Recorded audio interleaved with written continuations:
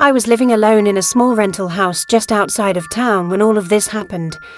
It was a quiet one-story house at the very end of a short dead-end road. Only 5 houses stood along that street, and once the sun went down, the entire neighborhood became almost completely silent. I worked from home as a freelance graphic designer, so most days I rarely had a reason to leave the house except to buy groceries. I almost never had unexpected visitors.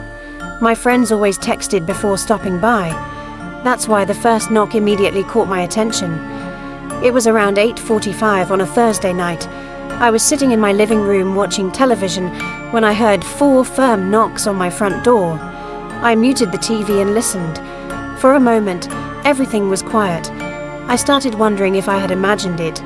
Then, 2 more knocks echoed through the house. I stood up, walked toward the front door, and looked through the small peephole in the center. A man was standing on my porch. He was holding a medium-sized cardboard box. He wore a dark jacket and a baseball cap, looking completely ordinary, probably somewhere in his mid-30s. I unlocked the door but kept the security chain attached. The moment the door cracked open, he spoke. He said he had a package that required a signature. He looked down at a small handheld scanner and read out a name. It wasn't mine. It wasn't even close. I told him he had the wrong address. He glanced at the box, then back at the scanner, then at me. Slowly he read my address out loud. It was exactly my address. I told him once again that nobody by that name lived there. He stared at me for just a little longer than felt normal. Finally, he nodded. He said someone must have entered the wrong information and that he'd take the package back to his truck. I watched him walk down my driveway. I expected to see a delivery van, or at least a car parked somewhere nearby. There was nothing. He walked past my mailbox, reached the corner, turned, and disappeared. I never saw where he went. I locked the door, checked it twice, and tried to convince myself it was nothing. Maybe he worked for a small delivery company.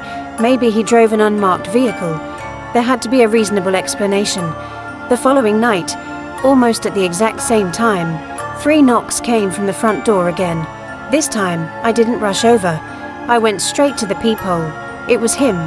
The same jacket, the same baseball cap, the same cardboard box. Without opening the door, I spoke through it. I told him he'd already been here the night before, and once again, nobody by that name lived at my address. For several seconds, he didn't answer. Then, in a calm voice, he said he only needed a signature. According to his system, the package had to be delivered that night. I told him I wasn't signing for a package meant for someone I didn't know. Silence. Several long seconds passed.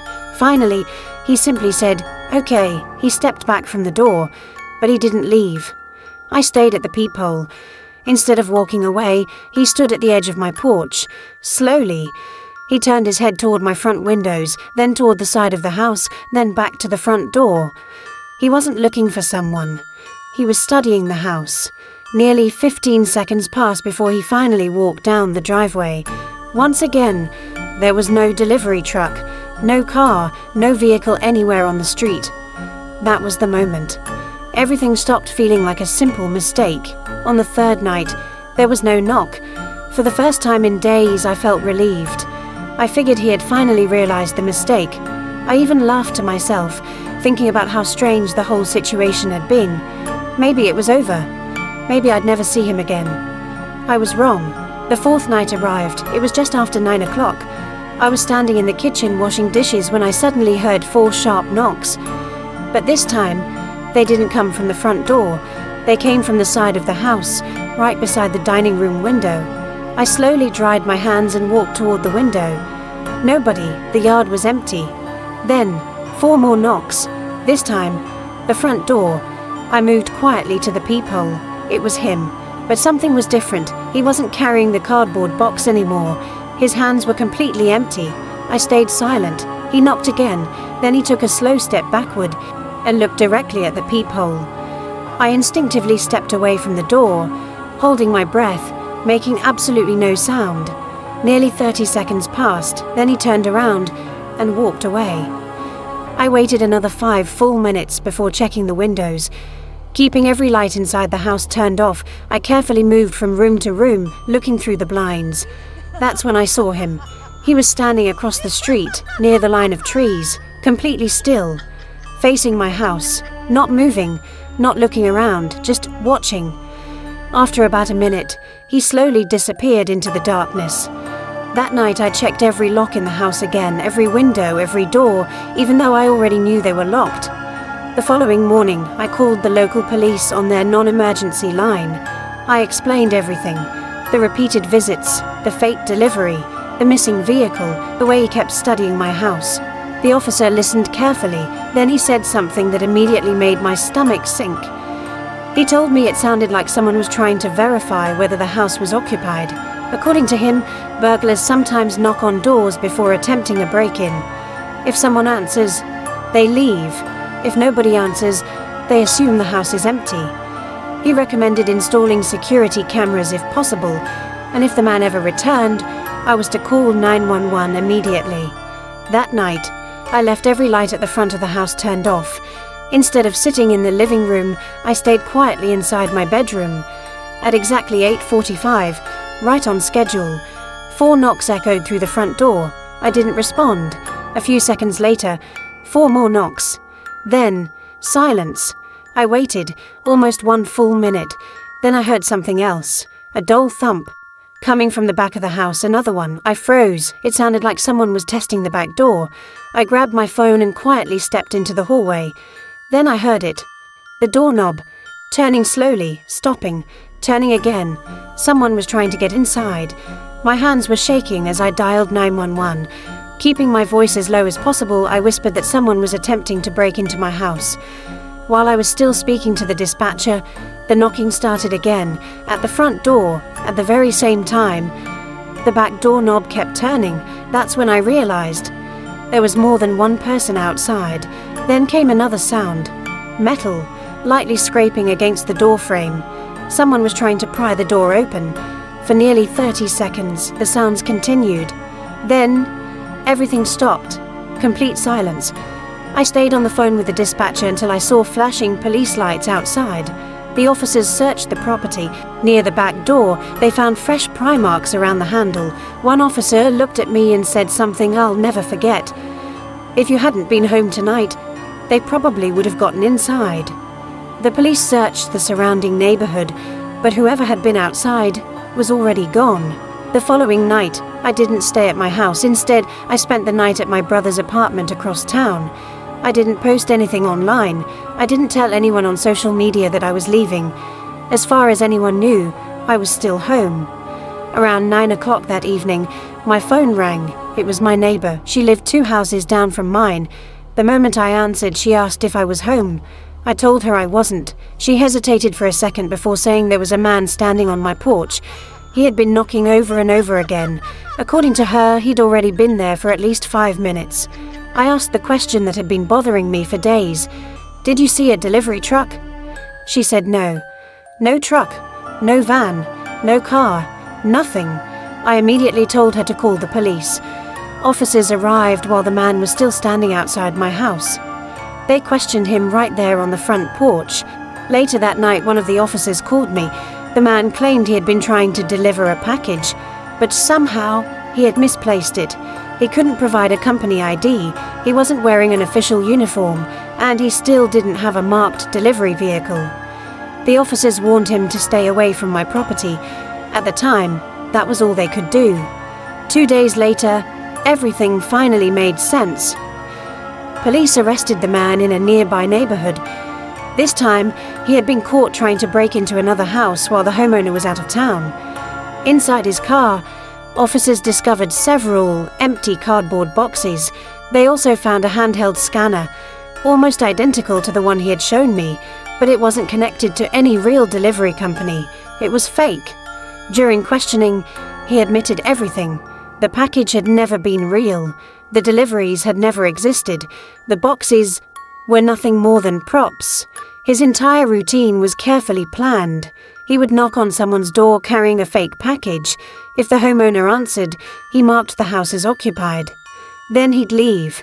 If nobody answered, he wouldn't break in immediately. He would come back, again and again, sometimes for several nights in a row. He watched for patterns. If the light stayed on every night, he assumed someone lived there. But if one night the house suddenly looked dark, or nobody answered anymore, he assumed the owners were gone. That's when he came back, not with a package, but with tools. Hearing that sent chills through my entire body. I couldn't stop thinking about that very first night. If I had ignored the knock, if I hadn't answered through the chain, if he had believed the house was empty, he probably would have returned later that same night, expecting no one to be inside. 3 months later, when my lease finally ended, I moved out. Not because I wanted a different house, because I could never feel safe there again. Even now, years later, I never answer the door after dark unless I'm expecting someone. If there's an unexpected knock, I stay quiet. I check my security cameras first, and if anyone ever shows up carrying a package with my address but someone else's name, I don't even go near the door anymore. Because sometimes the package is never meant to be delivered. It's only there to find out whether you're home or whether you're the next victim. This next story happened during the days leading up to Christmas. At the time, I was living near Glasgow, Scotland, with my parents, my siblings, our cats and our dogs. We were a close family.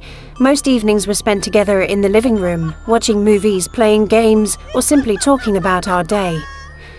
Back then, I was 16 years old, just a few months away from turning 17. Christmas has always been my favorite time of year. Our family had a tradition of spending evenings together, watching classic holiday movies. One night, just a few days before Christmas, we were all gathered in the living room watching A Christmas Carol. Everything felt warm, comfortable, normal. Then someone knocked on the front door. None of us thought much of it. My mom got up to answer. She opened the door, but there was no one there. The street was completely empty. Our front yard wrapped around the side of the house, so she walked outside and checked along the path. Still, no one. She came back inside, closed the door, and we continued watching the movie. A few days later, I was sitting at the dining table working on school assignments when I heard another knock. I got up, walked to the front door, opened it. Again, nobody. At first, we assumed it was just neighborhood kids playing a prank. Where I grew up, that wasn't unusual. There was even a game kids liked to play.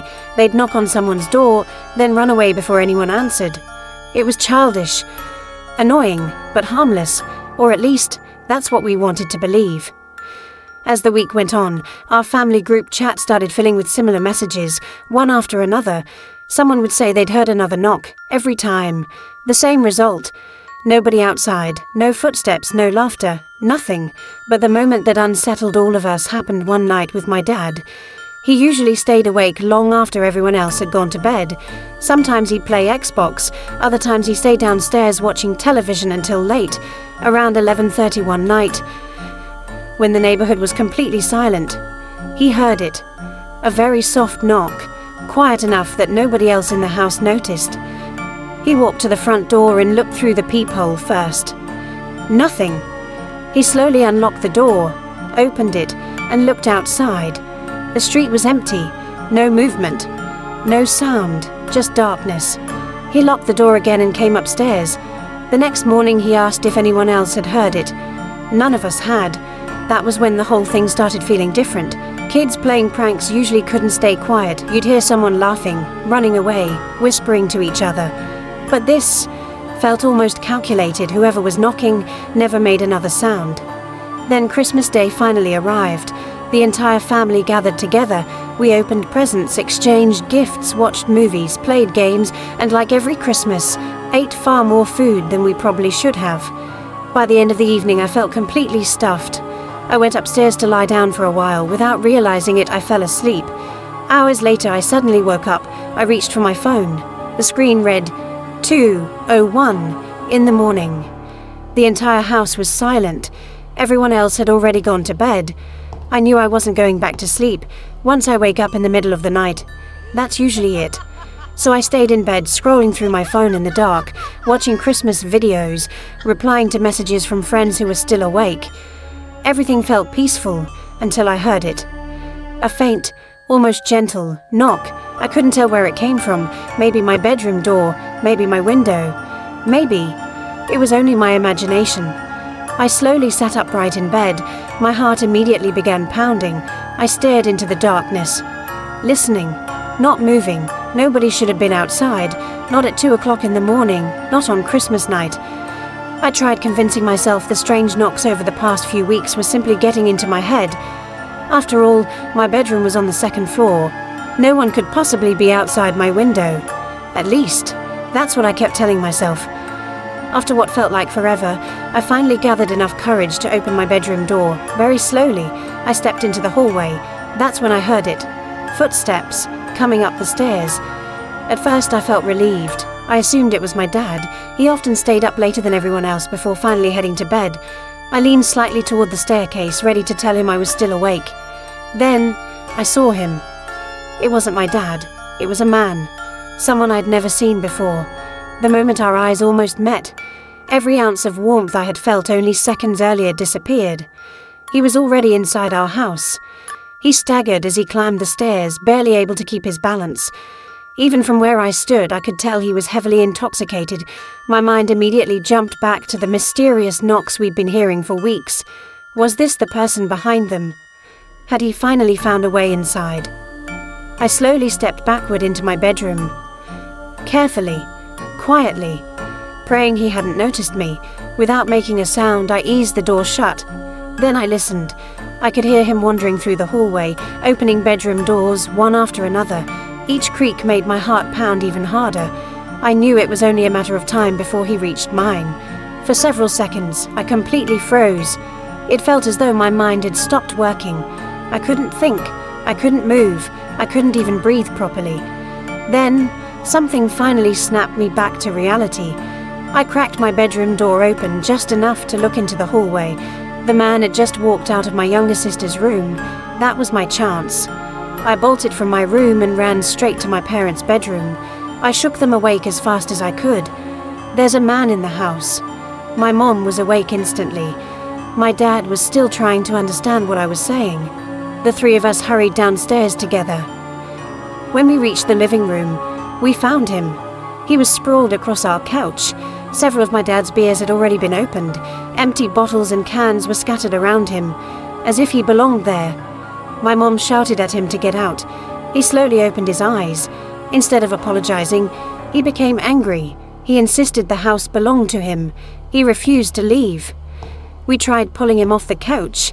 He barely moved. His body felt like dead weight. My mom even slapped him across the face, hoping to wake him up enough to make him leave. He barely reacted. A few moments later, my dad finally came fully downstairs.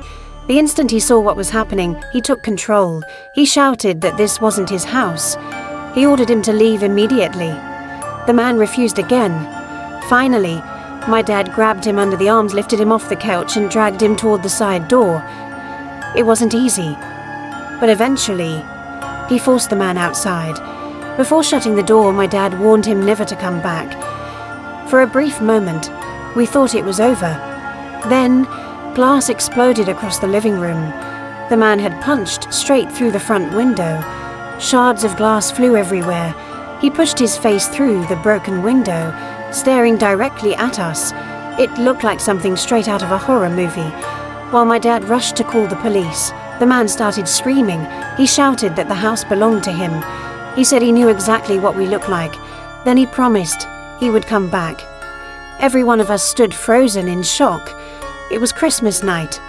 The last thing any family expects is for a complete stranger to break into their home and threaten their lives. Just a few minutes later, the police finally arrived. By then, the man had disappeared. Officers secured the house and separated each of us so they could take individual statements. Mine ended up being the longest. After all, I was the first person who had seen him upstairs. I was the one who watched him wandering through our home, searching room after room while everyone else was asleep. Once the officers finished gathering information, they began searching the surrounding neighborhood. As strange as it sounds, the weather actually helped them. It had snowed that night. Real snow, not the slushy mix we usually got where we lived. The fresh blanket of snow had preserved every footprint. More importantly, it had preserved a trail of blood. The man had sliced his hand open when he punched through our window. Drops of blood stretched down the street. The officers followed the trail. It eventually led them to a nearby playground. There, lying on the ground, they found him. His hands were still bleeding. Tiny pieces of broken glass were embedded in his skin. Police arrested him immediately. Later, they confirmed they believed he was the same man who had broken into our home.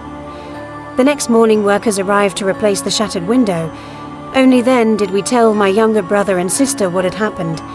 To our amazement, they had slept through the entire incident, the shouting, the broken glass, even the police. Neither of them remembered hearing any of it. We joked that the Christmas dinner must have knocked them out completely. But underneath the laughter, none of us felt the same. The house no longer felt safe, because I was still a minor, and because of the threats the man had made. The court granted me a restraining order against him. He was ordered to stay away from our family. He also had to pay for the damage he caused. Surprisingly, he never served jail time. Instead, he received community service. That decision frustrated all of us. It didn't seem fair, not after everything that had happened. During the investigation, police asked him about the mysterious knocks we'd been hearing for weeks before Christmas. He denied everything. According to him, he knew nothing about them. He insisted he'd never knocked on our door before that night. Then investigators uncovered something unexpected. Years before my family moved in, he had actually lived in our house. He claimed that after drinking too much with friends that evening, he had accidentally gone back to his old address. He insisted there had never been any intention to hurt anyone. That explanation never sat right with me. Not after the threats. Not after he punched through our window. Not after he stood there screaming that the house belonged to him. Thankfully, no one in my family suffered any serious injuries. The only person who was hurt at all was my mom. Ironically, she bruised her own wrist when she slapped him while wearing several metal bracelets. Apparently, that hurts the person throwing the punch more than the person receiving it. Even now, years later, one question has never been answered. Who, or what, was responsible for those knocks during the weeks before Christmas? Was it really him, lying to the police? Or was someone else watching our house long before he ever walked through the front door? Sometimes, late at night, when the house is completely quiet, I still think I hear a knock. Maybe it's only my imagination, or maybe some never meant to be answered.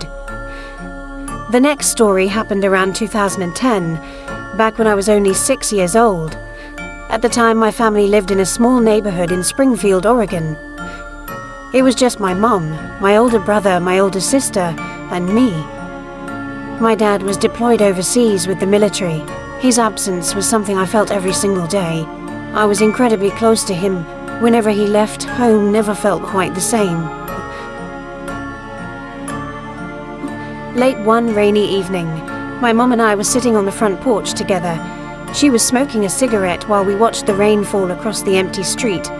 Even though the air was cold, it felt peaceful. As a child, those quiet moments with her were some of my favorite memories. Then, we noticed someone walking down the middle of the road. A man. He was wearing a large yellow raincoat, the kind that immediately catches your attention. It was pouring rain. It was late, and no one else was outside. We both watched him in silence, slowly. He changed direction and started walking toward our driveway. Without saying a word, my mom stood up. She grabbed my hand, stubbed out a cigarette, and kept her eyes fixed on him. The man stopped beside our garbage cans, just stood there, watching us. My mom gently pulled me toward the front door. The moment we turned away, the man suddenly started yelling. I don't remember exactly what he said. I only remember how terrified I felt. My mom hurried me inside. The second we stepped through the door, she locked it. Then she switched off every light in the house. As a 6-year-old, that frightened me even more. I started crying. My mom quickly gathered my brother, my sister, and me into my parents' bedroom. All of us climbed onto their bed together. We stayed there quietly, listening, waiting. But after the shouting stopped, nothing else happened. No footsteps, no banging, no voices. Eventually, we all drifted off to sleep. That night, I had one of the worst nightmares of my childhood. Even now, I can still picture it perfectly. In the dream, A man wearing the same oversized yellow raincoat was standing outside my bedroom window. He wasn't moving. He wasn't speaking. He was simply staring inside, watching me. I woke up crying. My whole body was shaking. I reached over and woke my older sister. I told her I was scared. She wrapped an arm around me and quietly walked me into the bathroom connected to my parents' bedroom. She closed the door behind us, trying not to wake anyone else. She stayed with me while I calmed down. Then, without warning, a loud bang echoed through the house. Then another and another. Someone was pounding on the front door, not knocking, slamming their fists against it. My sister's face immediately changed. She threw open the bathroom door and rushed into the bedroom. She began shaking my mom awake without saying a word. The noise had already awakened my brother. I remained frozen in the bathroom doorway, my heart pounding so hard I could barely hear anything else. My mom motioned for all of us to stay together while she cautiously walked toward the front of the house. The pounding never stopped, it only grew louder. Then the shouting began. A man's voice, screaming, demanding that we let him inside. My mom searched desperately for her old BlackBerry phone. She looked everywhere, but she couldn't find it. That was the only phone we had. Without it, there was no way to call the police. We huddled together on the bedroom floor, listening, crying, praying someone nearby would hear the commotion. The pounding continued for what felt like forever. Then, as suddenly as it had started, it stopped. The man was gone. No police ever came. That part has always confused me. We lived in a small duplex. Neighbors were only a few feet away on either side. How could nobody have heard someone screaming and pounding on our front door in the middle of the night? Or if they did, why didn't anyone call for help? Eventually, the silence returned, and somehow we all managed to fall asleep again. But for a while, life slowly returned to normal. At least, that's what we thought. A few weeks later, everything changed again. One morning, my family woke up to something that immediately sent chills through all of us. The front door was wide open. One of the windows had been forced open as well. The screen had a large hole cut straight through it. Someone had been inside our home. This time, there was no doubt. My mom called the police immediately. As officers searched the house, we began realizing just how many things were missing. Random belongings had disappeared. My piggy bank, filled with every dollar I had saved from birthdays and holidays, was gone. But that wasn't the worst part. The most disturbing thing they stole was a large decorative vase filled with cash and loose change. It had been sitting on my nightstand, right beside my bed, just inches away from where I had been sleeping. Whoever broke into our house had stood right next to me, close enough to reach out and touch me, without waking me up. That thought terrified me far more than anything they had stolen. This happened many years ago. Since then, my mom has passed away. My dad wasn't home when any of it happened, so there are details I'll probably never know. The person who broke into our house was never caught. Even today, I still don't know whether the man in the yellow raincoat was the same person who returned weeks later. Part of me believes it had to be him. The timing seemed too perfect, but another part of me isn't so sure. The man pounding on our door had seemed furious, almost violent. The break-in, on the other hand, looked like the work of someone who simply wanted money. Maybe they were two different people, or maybe they were the same person all along. There was one detail that has always stayed with me. Not long after the burglary, I noticed what looked exactly like our missing vase sitting on the front porch of a neighbor. He lived alone, kept to himself, and we rarely ever saw him outside. I remember staring at it, wondering if it really belonged to us, or if my frightened mind was simply trying to connect pieces that didn't belong together. To this day, I'll never know. Thankfully, none of us were physically hurt. But some experiences stay with you long after the danger is gone. Sometimes, the things you never get answers to are the ones that haunt you the longest. The next story happened nearly 3 years ago, almost to the exact day. At the time, I was serving a full-time mission in Idaho. The town my companion and I had been assigned to was incredibly small. His name was Spencer. Because the town was so quiet, there wasn't always much for us to do. To make matters worse, I was struggling personally. I wasn't sleeping well. I was dealing with self-esteem issues, and each day felt heavier than the last. Because of that, it became difficult to stay out working from morning until night. Unlike most missionaries who lived in apartments, we had been assigned to a tiny house. Apparently, there simply weren't any apartments available nearby. The house itself was simple. When you walked through the front door, you entered the living room where both of our desks were set up. Immediately to the right was our bedroom. Straight ahead, an open doorway led into the kitchen. Off to one side was the bathroom. On the other, a small laundry room. There was also a tiny storage closet. That was the entire house. One detail that became important later, our landlord lived in the house right next door. If anything ever went wrong, we could either call him or simply walk over at the time. That seemed incredibly convenient. I had no idea how grateful I'd soon be for that. One evening, the sun had already gone down a couple of hours earlier. Spencer and I had returned home after finishing our work for the day. We were both relaxing before bed. I was sitting at my desk in the living room, scrolling through my phone. My chair was turned toward the kitchen. Spencer was in the bedroom, doing the same. Everything was quiet. Then, a single knock. It came from the kitchen window above the sink. I looked up immediately. Beyond the glass, there was only darkness. I stared for a few seconds before looking back at my phone. I convinced myself it had probably been a tree branch. There were several large trees behind the house. That explanation made sense, at least for a moment. Then I thought about it again. The trees weren't close enough to reach the house, and what I heard hadn't sounded like a branch. It sounded exactly like someone knocking. Before I could finish that thought, another knock echoed through the house. This time, it came from the laundry room window. My stomach tightened. Someone was moving around the outside of the house. I started calling out to Spencer. Before I could even finish my sentence, another knock. This one came from the living room window, only a few feet away from where I was sitting. I didn't look. I didn't want to. I jumped out of my chair and ran straight into the bedroom. Then I locked the door. Spencer looked at me, confused. "Did you hear that?" I asked. He nodded. He'd heard it too. For a moment, neither of us knew what to do. The only things we had that could even be considered weapons were a couple of kitchen knives. If someone was really outside, we had no idea how many there were, or whether they were armed. Confronting them wasn't an option. While we were trying to decide what to do, the knocking changed locations again. This time, it came from the front door. Each knock felt louder than the last, closer, more deliberate. We briefly talked about calling the police, but we were in the middle of nowhere. Even if officers came, it would take them a long time to arrive. Then Spencer remembered something. The landlord. He grabbed his phone and called him. As he explained what was happening, the knocking suddenly stopped. The silence should have been comforting.